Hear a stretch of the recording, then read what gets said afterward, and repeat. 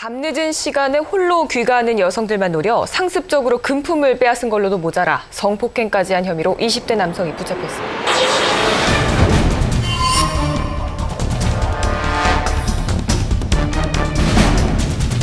낮에는 다정한 남편이자 아빠. 하지만 밤이 되면 또 다른 얼굴로 돌변하는 남자가 있다. 11명의 여성들에게 씻을 수 없는 고통을 안긴 그는 연쇄 성폭행범. 새벽이면 드러나는 본 모습을 숨긴 채 5년간 낮과 밤의 이중 생활을 즐긴 남자. 모두를 감쪽같이 속인 요리사 아빠의 이중 생활. 그 두 얼굴의 실체가 밝혀진다.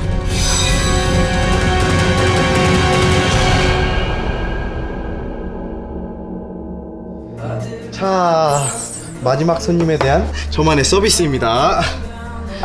고마워요. 잘 먹을게요. 아니 이봐 24장은 나야 나. 그런데 인심은 또 네가 쓰는 거야? 이러니까 손님들이 다 너만 좋아하잖아. 자, 그럼 사장님, 저는 이만 주방을 마무리하러 가겠습니다.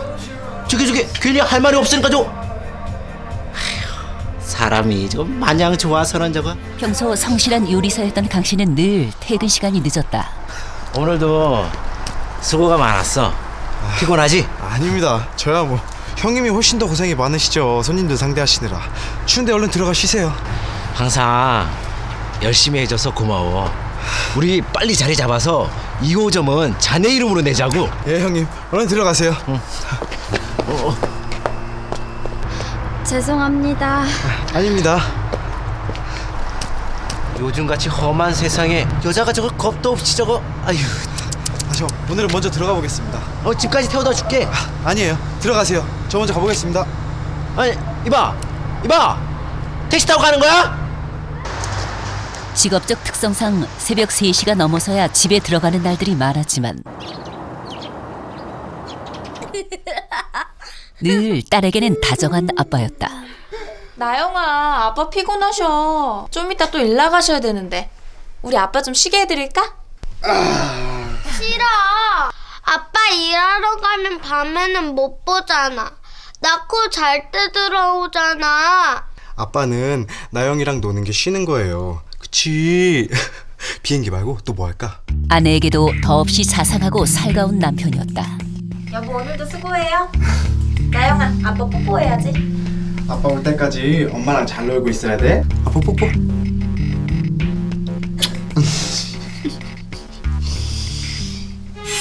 낮에는 평범한 요리사로 일했던 강 씨. 그는 집에서는 아이들과 다정하게 놀아주는 아빠이자 아내의 집안일까지 도와주는 자상한 남편이었습니다. 집과 직장에서 모두 성실했던 그는 그저 평범한 30대 가장의 모습이었다고 합니다. 얼른 들어가세요. 죄송합니다. 아닙니다. 그러나 강 씨에게는 숨겨진 얼굴이 있었다. 요즘같이 험한 세상에 여자가 저거 겁도 없이 저거. 아휴. 저 오늘은 먼저 들어가 보겠습니다. 집까지 태워다 줄게. 아니에요. 들어가세요. 저 먼저 가보겠습니다. 아니 이봐 택시 타고 가는 거야? 새벽 3시가 넘은 시각. 술에 취해 혼자 귀가하는 여성의 뒤를 조용히 미행하는 강 씨.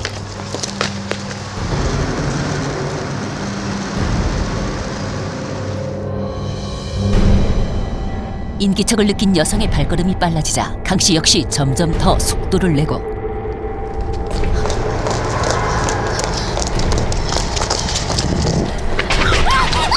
한순간에 여자를 덮쳐 목을 조르고 인적이 드문 곳으로 끌고 갔다. 조용히 협조해야 금방 끝나지. 흉기가 있는 척 소리를 지르지 못하게 협박하는 그는 이미 다른 사람이었다.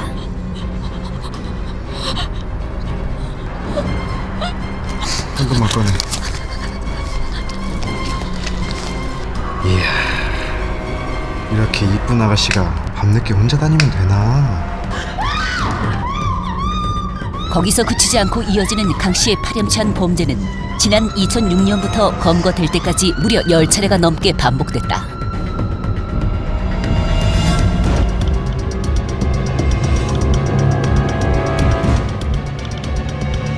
범행 후에는 아무런 죄책감 없이 유유히 집으로 향했고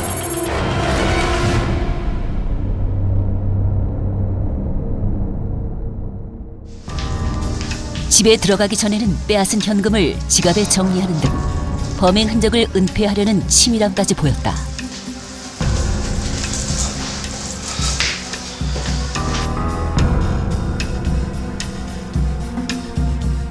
집으로 돌아온 그는 다시 평범하고 성실한 가장의 모습이었다. 당신 왔어요? 왜 이렇게 늦었어요? 저녁에 손님이 좀 많았어. 어서 자. 나도 씻고 잘게. 이렇듯 그는 철저하게 낮과 밤의 이중 생활을 즐겼다. 아기를 안고 돌보고 있다는 모습이 자체가 조금 연쇄적으로 성폭행을 한 사람으로서는 좀 어려운 모습이었죠. 처음에는 피해자 자체가 부인한테 먼저 전화를 했어요. 이런 상황이 있는데 자기는 억울하다. 부인도 마찬가지인 반응이죠. 우리 남편이 그럴 리가 없다. 생활도 잘하고 있는데 그런 일이 없다. 그런 짓을 저지를 거라고 생각도 못했고 그런 사람이 전혀 그렇게 보이지 않았기 때문에 오히려 더 충격이 더 컸던 것 같아요.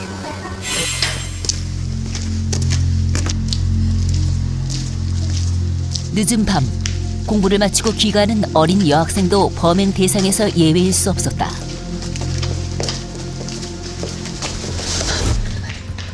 딸을 가진 아빠가 저지른 범죄라고는 믿을 수 없을 만큼 잔인한 사건이었다. 게다가 그는 가족이 살고 있는 집 주변에서 태연하게 범행을 저질렀다.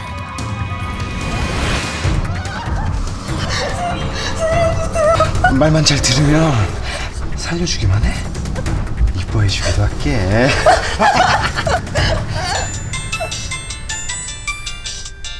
휴대폰 꺼. 어떤 짓 하면 알아서 해. 빨리 휴대폰 꺼.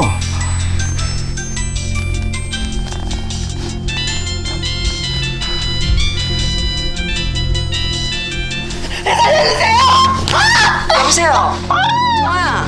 정아야 왜 그래 너? 여보세요? 예! 정아야! 그날 또 어린 학생과 그 가족에게 평생 씻을 수 없는 상처와 고통을 주는 사건이 발생하고 만다. 강 씨는 미성년자는 물론 50대 주부까지 범행 대상을 가리지 않았는데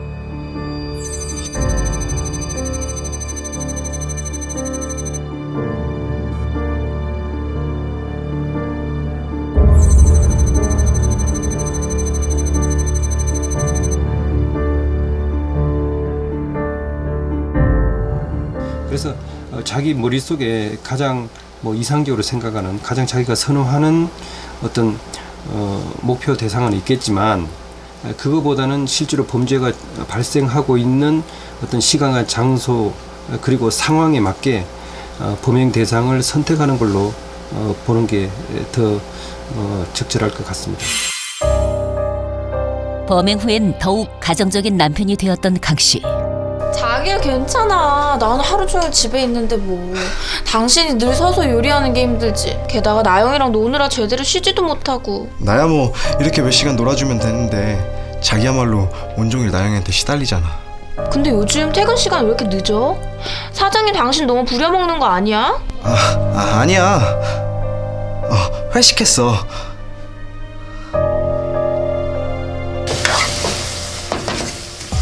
직장에서도 늘 성실한 사람으로 통했기에 가족뿐 아니라 어느 누구도 그의 범행을 전혀 눈치채지 못했다.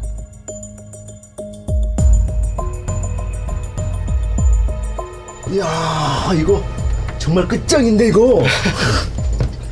계속 고생해. 예.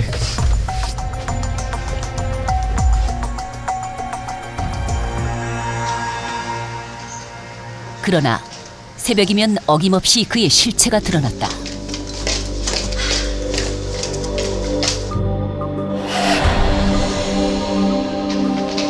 남자로서는 체격이 왜소한 편이었던 강 씨는 자신보다 큰 여성을 제압하면서 쾌감을 느끼기도 했는데 소리 치면 죽어. 정말 더 죽고 싶어? 가만히 있으면 조용히 보내줄 테니까 지금 와서 빨리 돈만 꺼내. 빨리. 때로는 힘에 밀려 범행에 실패하고 도주를 하는 등 미수에 그친 사건도 많은 것으로 밝혀졌다.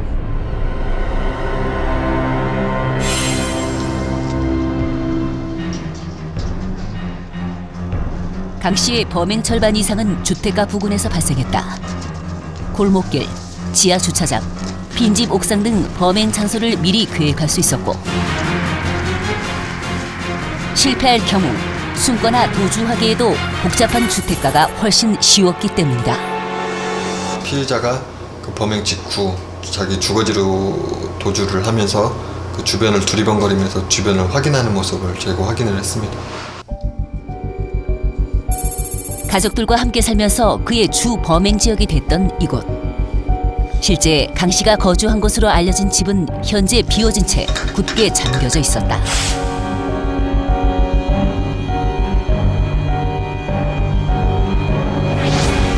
(2006년부터) 같은 수법으로 10여 명의 여성을 무차별하게 유린해온 강 씨는 결국 지난해 검거됐다.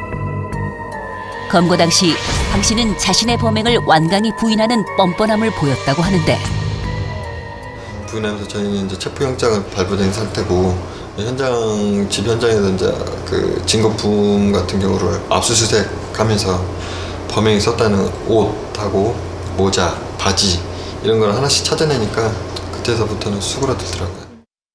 경찰은 사건 현장 일대의 CCTV를 분석해 강 씨의 인상착의와 주거지를 파악해 잠복에 들어갔고 강 씨의 집에서 범행 당시 입었던 옷이 발견되면서 강 씨를 용의자로 주목했다.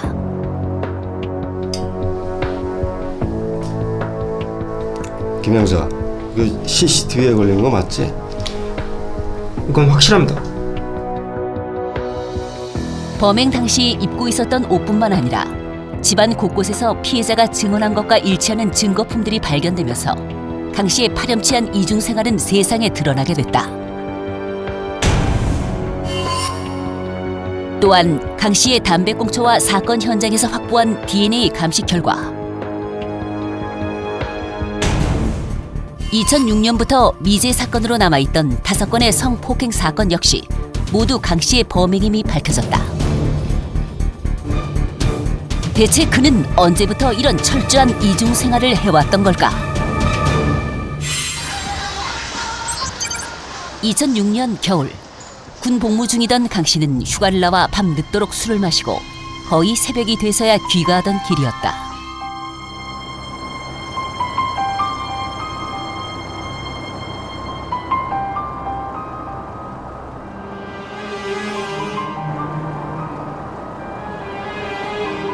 늦은 시간 혼자 걸어가는 여자에게 마음이 끌린 강 씨. 그 순간 자기도 모르게 그 여자를 따라가게 됐다고 하는데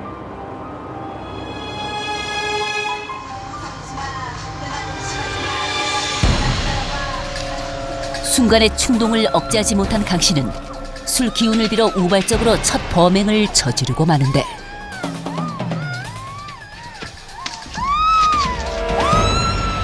첫 범행은 술에 취한 우발적인 범죄라는 점이 참작돼 가벼운 처벌로 처리됐다. 범행 후 자신의 잘못을 떠올리며 괴로워했던 강 씨. 그러나 그것도 잠시. 폭력을 통해 느낀 비정상적인 자극에 더욱 흥분하게 되면서 그의 범행은 습관이 되고 말았다. 결국 연쇄 성폭행범으로 검거되고 나서야 그의 오랜 범행도 종지부를 찍게 됐다. 일상적인 생활은 굉장히 성실하고 착한 사람인데 성범죄를 저지르는 그런 현장에서는 사람이 태도가 돌변해서 영 딴판으로 다른 사람이 됐다. 이렇게 이야기를 하면서 마치 지킬 박사와 하이드처럼 그렇게 태도가 이제 돌변한 그런 범죄자의 모습을 보여줬다라고 이제 이야기하는 경우가 있습니다. 10차례가 넘는 성폭행 범죄. 강 씨는 어떤 처벌을 받게 될까? 강 씨는 2006년부터 검거 직전까지인 5년간 동일한 방법으로 11명의 여성에게 범죄를 저질렀습니다. 모범적인 가장의 모습과 파렴치한 성폭행범의 두 얼굴. 과연 법은 강 씨에게 어떤 처벌을 내리게 될까요? 법원은 강 씨에게 성폭력 범죄의 처벌 및 피해자 보호 등에 관한 법률 위반에 따른 징역 3년, 아동, 청소년의 성보호에 관한 법률 위반으로 징역 14년을 선고했다. 범인 강 씨는 술에 취해 이성을 잃은 상태에서 저지른 범행이라고 주장하며 1심 판결에 대해 항소를 제기했는데요. 과연 법원은 강 씨의 항소를 받아들였을까요? 수년간 수차례에 걸쳐 무차별적으로 범행을 저지른 점과 특히 피해자 중 아동, 청소년이 있었다는 점에서 무거운 처벌이 불가피하다고 판단해 법원은 원심과 같은 형을 확정했다. 강 씨는 이미 지난 2006년 술을 마시고 저지른 성폭행 범죄에 대해 우발적인 범행이라는 점이 참작돼 집행유예를 선고받은 바 있습니다. 그런데 집행유예 기간을 포함해 그 이후에도 수차례 같은 범행을 반복해왔기 때문에 법원은 이번 사건에서는 술김에 저지른 우발적 범죄라는 강 씨의 주장을 받아들이기는 어렵다고 판단했습니다. 철저하게 위장한 두 얼굴로 많은 여성들에게 씻을 수 없는 상처와 고통을 준 강 씨. 남은 인생은 평생 죄를 뉘우치는 속죄의 얼굴로 살아가야 할 것이다.